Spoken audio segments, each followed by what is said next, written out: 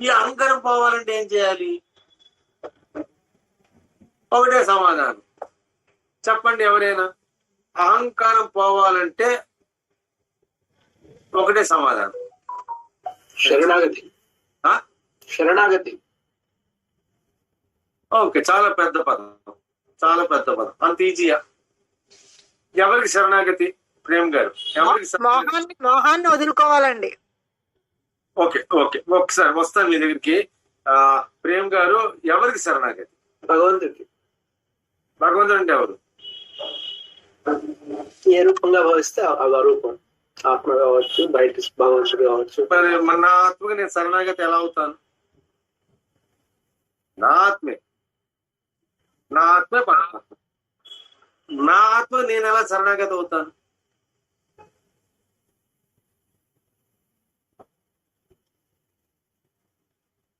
అది అర్థం చేసుకుంటే అయిపోయింది శరణాగతి. చెప్తాను, చిన్న టిప్పింగ్ చెప్తాను. ఓకే, పెరుమత్స నాగేశ్వరి ఏమన్నారు? ఏంటి దానికి ఒకటే ఒక మార్గం ఏంటి? మోహాన్ని వదులుకోవాలండి. మోహాన్ని వదులుకోవాలి. మోహము, అహంకారము ఇవన్నీ కూడా లైన్ మీదే ఉంటాయి కదమ్మా. కామ, క్రోధ, లోభ, మోహ, మద, మాత్సర్యాలు ఇవన్నీ కలిపితే అహంకారం అయింది. అవన్నీ మీరు మర్చిపో, ఈ 6 కలిపితేనే అహంకారం అయింది. అహంకారం డెఫినేషన్ ఏంటి అంటే కామ, క్రోధ, లోభ, మోహ, మద, మాత్సర్యాలు ఇవి కలిపితేనే అహంకారం అయింది.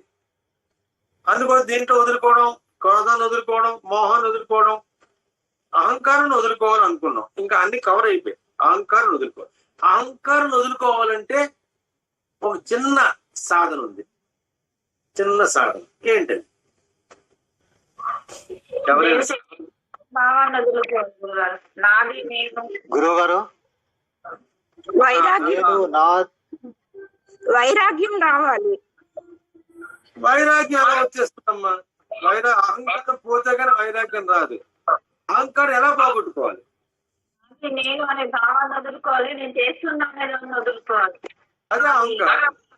అదే అహంకారం. అహంకారం వదులుకోవడం, నేను నాది అనేది వదులుకోవడం అహంకారం వదులుకోవడం. రాజు గారు ఏది చెప్తున్నారు? వెంకటరామరాజు గారు చెప్పండి. మిగతా వాళ్ళు మంచి చేయండి. వెంకటరామరాజు గారు ఏది చెప్తున్నారు?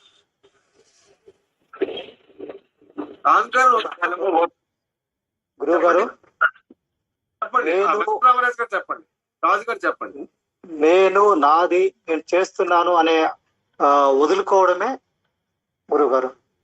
అది అహంకారాన్ని వదులుకోవడం చెప్పారు కదా. అహంకారాన్ని వదులుకున్నాం. అహంకారాన్ని వదులుకోవడానికి చిన్న ఉపాయం ఉంది. నేను ఎవరో గుర్తు పెట్టుకోవాలి గురువు గారు.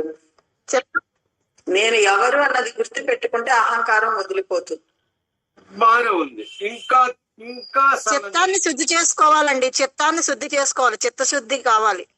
చిత్తశుద్ధి ఎలా ఏర్పడుతుంది? నిష్కామ కర్మాచరణ వల్ల. దుష్కర్మలు ఇప్పుడు చేస్తున్న దుష్కర్మలు ఏమైనా ఉంటే దుష్కర్మలను సుకర్మలుగా మార్చుకోవాలి. సుకర్మలను నిష్కామ కర్మలుగా మార్చుకోవాలి. అప్పుడే చిత్తశుద్ధి కలుగుతుంది.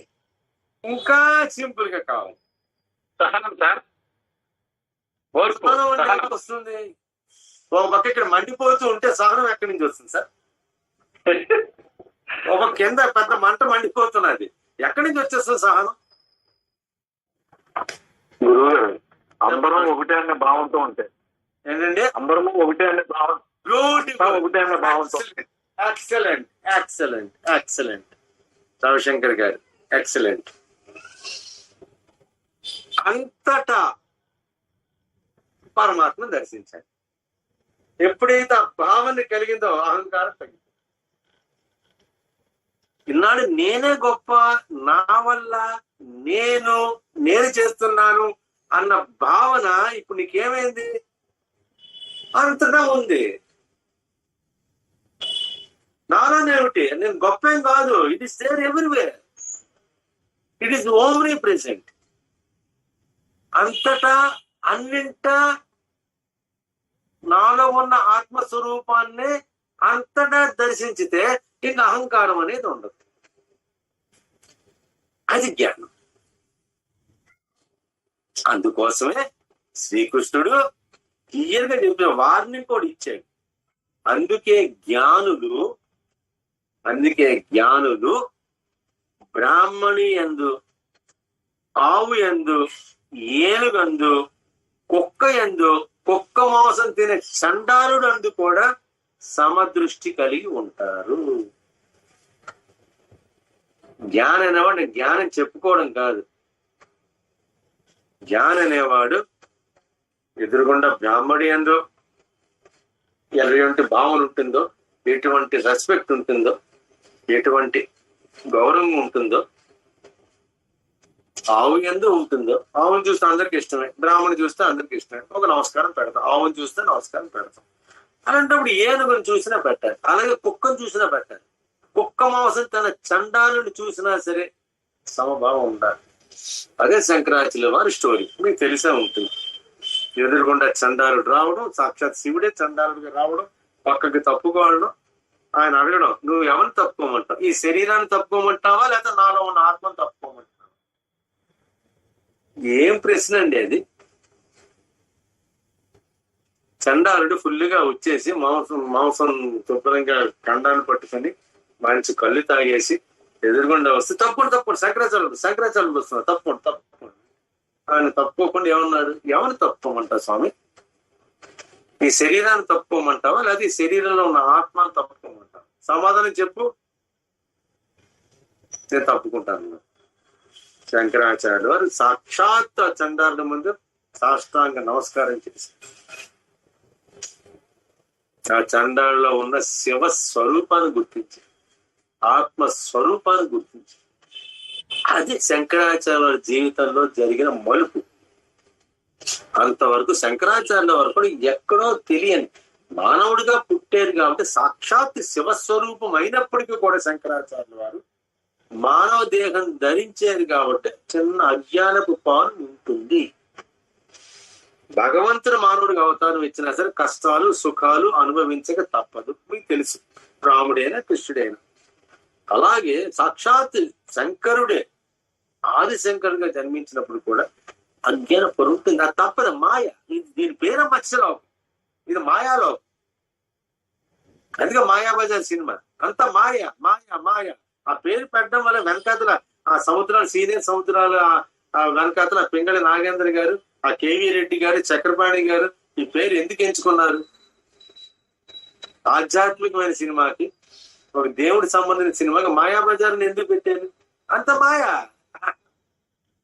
సాక్షాత్ భగవంతుడు ఇక్కడ పుట్టినా సరే మాయ తప్పదు అన్నట్టు. ఇది దాని స్పెషాలిటీ. మరి ఈ లోకానికి ఉన్న స్పెషాలిటీ ఆ మాయని తొలగించడానికి శివుడు ఈ రకంగా రావడం, చండాలుడి కింద ఆ చిన్న అజ్ఞానం ఏదైతే శంకరాచార్యులు ఎక్కడో ఉందో అది తొలగిపోవడం, అక్కడి నుంచి ఆయన జగద్గురు అయిపోవడం.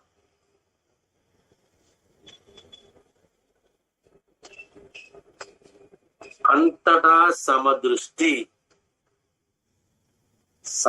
సమ్యక్ దృష్టి. అది ఇవన్నీ కూడా ఇంటర్లింకేనండి. మీరు అంత ఇంటర్లింకే. ఇది ఉంటే కానీ అది రాదు, అది ఉంటే కానీ ఇది రాదు, ఇది లేకపోతే అది దొరకదు, అది లేకపోతే ఇది దొరకదు. ఇంత ఇంత ఇంత ఇంత కాంప్లికేట్ అనొచ్చు, ఈజీ అని కూడా అనొచ్చు. కావలసిందల్లా విచక్ష విచక్ష విచక్ష విచక్ష. అంతేగాని సడన్గా నేను సస్వరూప జ్ఞానాన్ని, మూల చైతన్యాన్ని ఏదో అర్థం కాదమ్మా. ఆలోచించి విశ్లేషణ చేయి. సత్య శోధన, సత్య శోధన, సత్య శోధన. అందరూ చేసిన వాళ్ళే. సత్య శోధన గ్రూప్ లో ఉన్నవాళ్ళు చాలా మంది చేసిన వాళ్ళే. అందుకోసం మన మధ్య ఒక ఆత్మ బంధం ఏర్పడింది. ఎవరిని పిలవట్లేదు, అందరూ వస్తున్నారు. ఆత్మబంధం వస్తుంది. అన్ని ఒకే రకమైన పక్షులు గూటికి చేరుకున్నట్టు అదే రకమైన ఫ్రీక్వెన్సీలో ఉన్న ఆత్మబంధువులు ఒక చోటు చేరుకుంటారు. అంతేకాని పావురం వెళ్ళి కాకి గూట్లోకి వెళ్తే కాకి వచ్చేసి పావురం గూట్లోకి రాదు. ఎంత చీకటి పడిపోయినా సరే ఎక్కడికి వెళ్ళాలి అక్కడికి వెళ్తారు. ఆత్మబంధువులు కూడా ఒక చోట చేరి తీరుతారు. చేరేరు అంటే మాత్రం ప్రపంచాన్ని మార్చేస్తారు. సద్గురువులు వస్తుంటారు, ఎంతో మంచి చేస్తుంటారు, పోతూ ఉంటారు, ఎంతో కొంత చేంజ్ అనేది తీసుకొస్తారు. సద్గురువులే కానీ జన్మించకుండా ఉండుంటే, ఆధ్యాత్మికంగాని లేకుండా ఉండుంటే, ఆత్మజ్ఞానం అనేది అసలు తెలియకుండా ఉండుంటే ప్రపంచం అనేది ఇలా ఉండదు. రక్తపాతం.